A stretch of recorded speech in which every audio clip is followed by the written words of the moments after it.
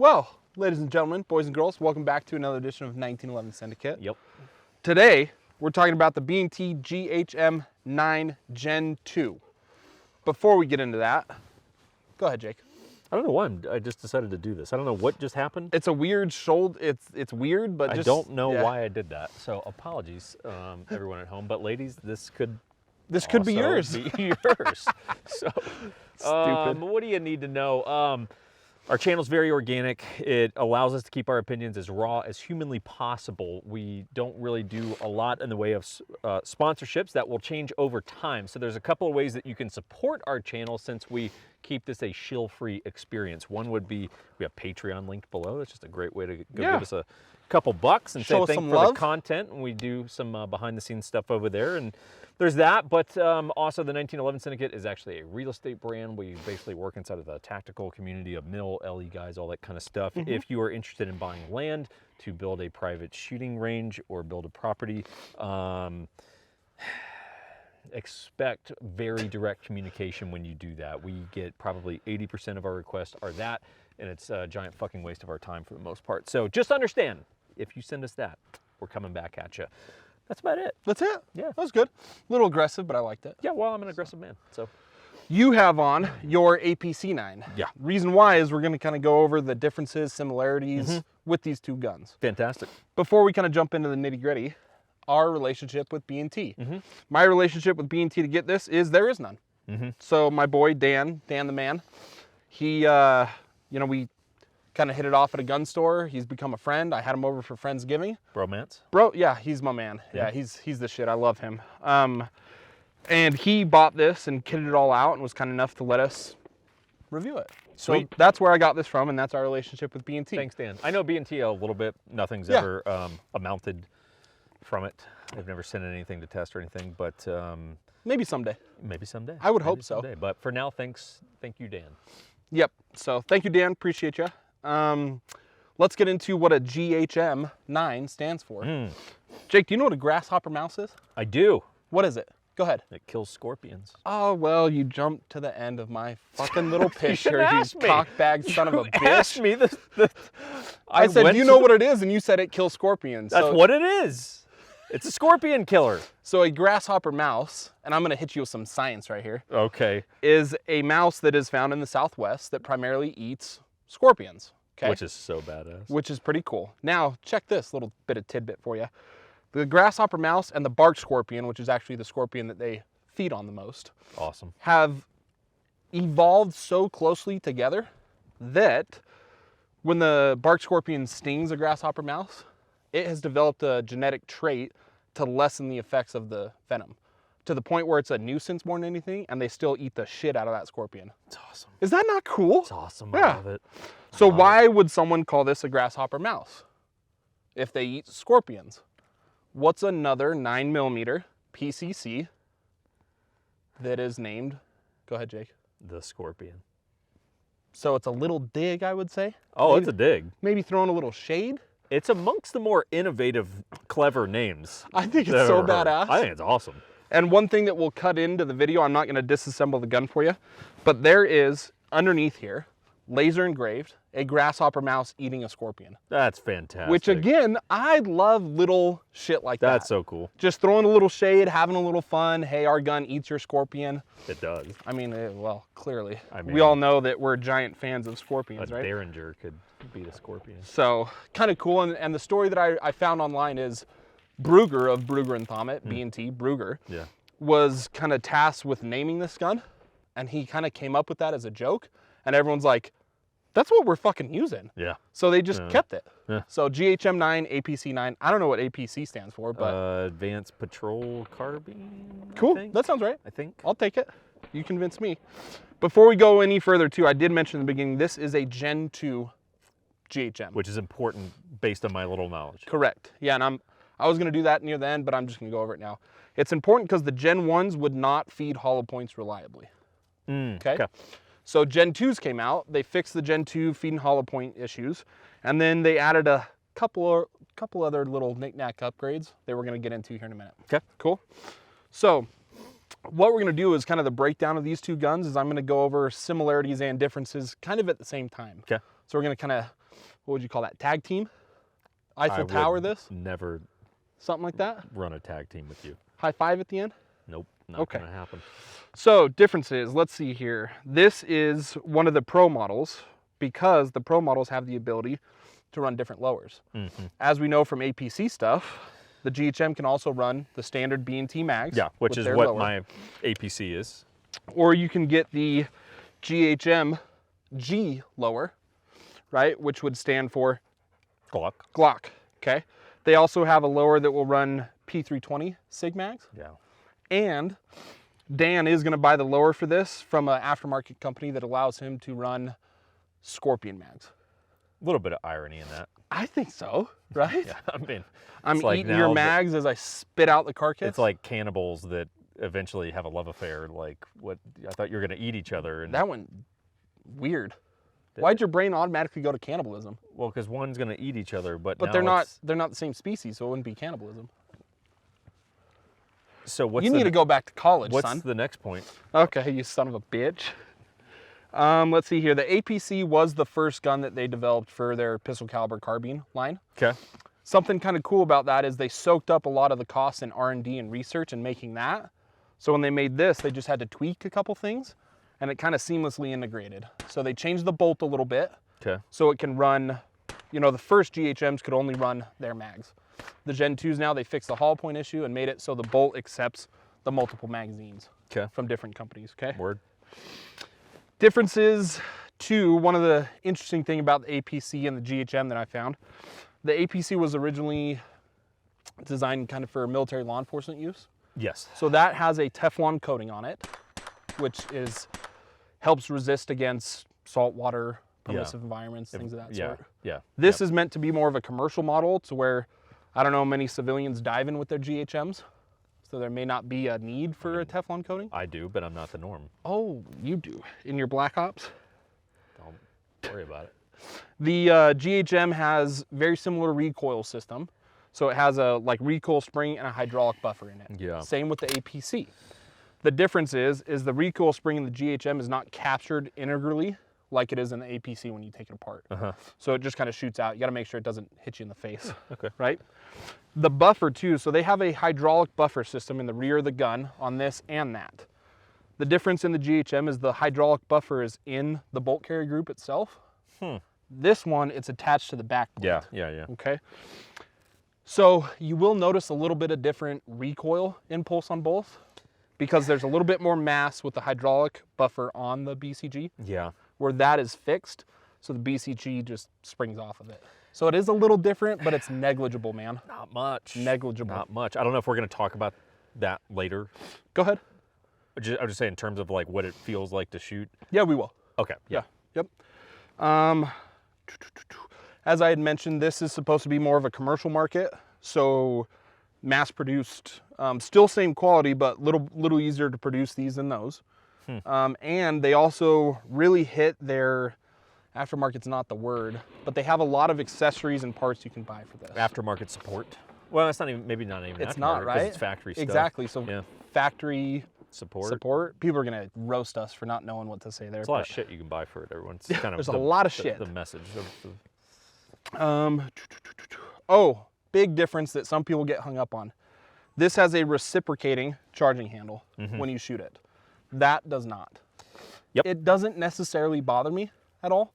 I didn't even notice it. Yeah, see? Doesn't even bother me that much. So. Unless you're like in the SCAR crowd or something where you're like, oh, it was like ripping my hand up. Or like, well, why is your hand by a charging handle? Yeah, well, I don't even know. How would you do that? I guess some dummy could figure out how to put his hand in the way of that, but. Yeah, I mean, it's definitely, doesn't bother me at all. It also reciprocates like 2 inches, so. Yeah. Boop, boop. Yeah. You know? Yeah, sure. What does it do? Boop, boop. Yeah, okay, that's what I thought. Price difference on these two things is about $700 to $800. And that's dramatic. And here's why I think, and I watched a couple other reviews on these, and we pull our data while we're doing these reviews from a couple different sources. Yeah. But I think the extra cost is they soaked up a lot of the budget developing that, so they're maybe trying to make that up. Okay. 2, the Teflon coating. Okay. Okay, a little bit of different manufacturing process and fixing the hydraulic buffer instead of having it reciprocate. Okay. And a little bit different parts and mechanisms to have a non-reciprocating charging handle. So to me, that's where the difference is made up in price. And the monolithic thing. Yeah, which I'm getting to that. Yeah. Because what Jake's talking about is APCs have a full monolithic upper, meaning the entire upper is all one piece here, okay? The GHM, I don't know if we'll be able to see, there's a couple screws here. So what you can do, because again, we said we had a lot of factory support of different parts for this, you can take off this upper and throw on, they have like a 6-inch, 8-inch, 12-inch, 16-inch, 4.3-inch. They have the SD version. A lot of different uppers, barrels, handguards, rails that you can throw on this Now thing. see, to me, that is largely a point in favor of the this. GHM. I know. It's so strange because it's like, okay, maybe this is technically like, oh, interesting. Got a little screw backing out on my monolithic upper there. Oh, well. Tighten that bad boy down. A little maintenance there. Yeah, well, this happens when you don't maintain your guns, everyone. But I mean, I think the modularity of that to me is a selling point. I think so. I mean, you have the ability to really kind of set this gun up in a lot of different ways for a lot of different missions or range trips. Yeah, missions for us, but well, for, normal people. Not for me. I play dress up, but I don't know what you do. Another kind of cool thing with this that I think just really sells it for me, and we kind of touched on this a little bit, and we'll get into it more now, is the recoil impulse is so negligible. Yeah. I used to, and I'll be completely transparent on this, I used to think this was a poor man's APC. I used to think of it like someone who bought a Boxster instead of a Porsche 911. And it's like, well, the only reason you bought a Boxster is because you can't afford a 911. Now that statement is actually true. But I don't know cars well enough to know the difference. If you see a male driving a Boxster, you can just go ahead and assume not good things about him. But that is not the case here. I mean, this has been a fascinating. Today's the first day I've shot this. Chris has been the one T and Eing, testing and evaluating the gun. But I mean, the whole time I've almost been going like, so what exactly makes this $800 cheaper? Because it is, but I don't see $800 worth of downside in it. Yeah. It's kind of my point. Because it's just differences. I wouldn't say one is substantially better than the other. They're just different, right? Recoil's a little bit different. Manual of arms might be a little bit different with reciprocating charging handle, non-reciprocating, right? Or non-reciprocating, reciprocating. Yeah, but, sure. Yeah. I mean, that is very, very smooth to shoot. Right? Like, I thought, and these are both direct blowback guns, everyone, okay? So, correct. An MP5 would have kind of the gold standard of smoothness for a PCC, which a little would be, bit different system, roller delay. Yep. But this, usually blowback PCCs are, they can be a little harsh. I know no one who owns a Scorpion will ever acknowledge it. But that goddamn thing kicks like a mule. Dude. You know it does. And then the next person is going to be like, they're complaining about 9mm. How soft are these people? Well, one, I am very soft. Two, that's not the point, bro. It's all relative. The point is one, for relatively close to the same price, recoils significantly more than the other. Yeah. So can we talk about that, or are you going to get to like? No, go ahead. Pressure? So this is what's baffling to me about this. So one, how much nicer that shoots than a Scorpion? Not even competitive. Not even in the same ballpark. Not even competitive. And given the fact that these, do you know what they go for the most? I'm thinking it's about 15. You nailed it. It's like 14 to 16. COVID prices now potentially 17, 18. Yeah. Okay. So let's just call it, normal market. You're looking at about, $1,500. Yep. But I'm like, okay, the Scorpion that we had, the MSRP for that configuration was $1,350. Okay, now granted, this probably does not come with a brace or anything like that. Correct. So there's a lot of shit that you still have to add on. Yep. But you go, okay, that's a small amount of difference to pay more to get a substantially better product. That is Swiss made, so the machining's on par. Yeah. Okay. That recoils better, aesthetically looks better, and 90% of shooting is looking cool. This gun, I don't care who you are, that gun looks cool. Dope. Okay? Dope gun.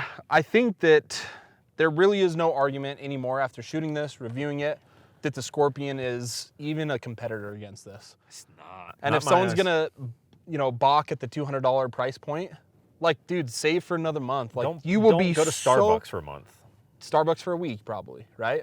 I mean, I know he drinks Starbucks a lot. A lot of caffeine. Right? So I mean, this really kind of solidified that argument, like, well, CZ Scorpion this, or da-da-da-da-da. This is by far a superior gun. There's no point even spending a penny on a Scorpion. No, if I could point out one other thing, you know, Yeah, an advantage to that over, you know, a Scorpion is that that's a completely ambi gun. Completely. You want to run through that? Because I actually need to pull out my phone. Yeah, sure. Just for my notes. So see how safe we are on set, everyone? Safe. So ambi safety, first of all, the B&T safeties are pretty rough. Yep. You're gonna want to get that work done, which I'm pretty sure Dan has. Dan worked on this is definitely not a just standard safety. But mag release on both sides, so you can either drop mag for a righty there, or you can drop it there, and then bolt release is gonna be here. Yep. Here, or you could just charge it from the charging handle, like kind of like an AK style. But I mean, like the whole thing is a completely ambi gun. Like, definitely not the case for the Scorpion. This is not designed to be a session on shitting on Scorpions. No. They make it kind of easy to do so. It also just is part of the course for PCCs. Yeah, So. you know, I mean, like I mean, that is a phenomenal Keep holding it. product. And you know, and one other thing that I would highlight too is that another competitor to this would be the Banshee. I'm like, dude, I would take this over a Banshee. 10 out of 10. 10 out of 10. 10 out of 10. Like again, not even particularly competitive to me. No. Like straight up. Yeah, it's the argument is moot. I mean, it's just a moot point. Great gun, shoots great. If you're gonna buy a PCC and you don't want to spend, you know, what these cost, $2,500, this is a phenomenal option. Yeah. So, and I'm gonna get into before we end here, just the parts list of how he built this out, because I think he did a very, very good job. He did. I feel flattered, actually. I mean, Dan, he does watch a lot of content. Dan, love you, buddy. So working tip to butt, we got Syndicate Omega 9K. With the strong arm could do. Oh, that's your weak arm? Yeah. Okay. It's a stranger. Sorry, Dad. Modlite PLH V2 DS00 with the Unity button. Okay. No, that's the mod button. Well, sorry, it's the Unity housing with yeah. the mod. You know, it's the collaboration they did together. Yeah. Right? Similar as yours. Yeah. Yep. Same thing. Yep. He has. He just told me this is a miscellaneous angled foregrip that he has on it. Yep. So, or sorry, angled hand stop. Yep. He has Arch and Machine Co. cable retainer for your light cables. Oh, that's clever. It's a clever little system, isn't it? Clever. Yep. Retains cables right there in between your pick slots. Yep, just tucks them in real nice. A HoloSun 515 CM on a Unity fast mount. Yep. You got your Gearhead Works Mod 1C collapsible brace with the B&T collapsible brace. So, okay. Boom. And then he does... Not cheap, by the way. $500-600. Yeah, they're not. Just on the brace. These Gearhead Works, if you can find them in stock, are like $160. So, anyways, he tops it all off with our boys' Sly Tactical sling. And an Elfman aftermarket trigger. And grip. And yeah, this grip was, you know what, he didn't get that to me. Sorry. But he threw an Elfman single Reptilia. Reptilia. Dan. I got a Reptilia. Come on, Dan. Dan. Dan's our boy. God, best buddies. So he stippled that himself. I think he did a phenomenal job on this build. That single stage Elfman trigger is beautiful on that gun. It is. And you can run the shit out of that trigger. Fan. In the event that Elfman ever sees this video, like, hey guys, we would definitely like to play with your triggers because that trigger is money and you can run the piss out of this gun. We would like to play with you. So yeah, please. So he also just the sling mount here is a Sly sling mount. Just thought I'd throw that in there. Yeah. For if you're gonna do a HK clip. So yep. I think Dan did a great job on that build. I've had a really good time shooting it. I probably got, I don't know, 700-800 rounds through GHMs on this one alone, probably 500-600, somewhere around there. Cool. Each shot has been a dream. I've ran it all suppressed. I have had zero issues. It's ran flawlessly. And I think he did a really good job on this build. So yeah. And to B&T, I mean, I'm really left going like, I want one. I want one. Yep. And I've only got 2 subguns left on my list. That's an MPX and a MP5 SD. Okay. And I'm adding one more today. Are you going to throw that on there? 100%. Yeah. I dig it. I would do the compact one like that or the SD. But or both. I think it's absolutely very, very cool, especially at the price point. That's a phenomenal thing right there. I'm bleeding, Jake. Yeah. We should probably cut the video because I'm bleeding out here, guys. Yeah. But tourniquets. Yeah, tourniquet that. So thank you, Dan, for letting us review this. I've had a really good time. Is there anything else you want to add? No? Thank you, guys. We'll see you next time. If you're in the market for a PCC, don't want to buy an APC, GHM9 Grasshopper Mouse 9 is your guy.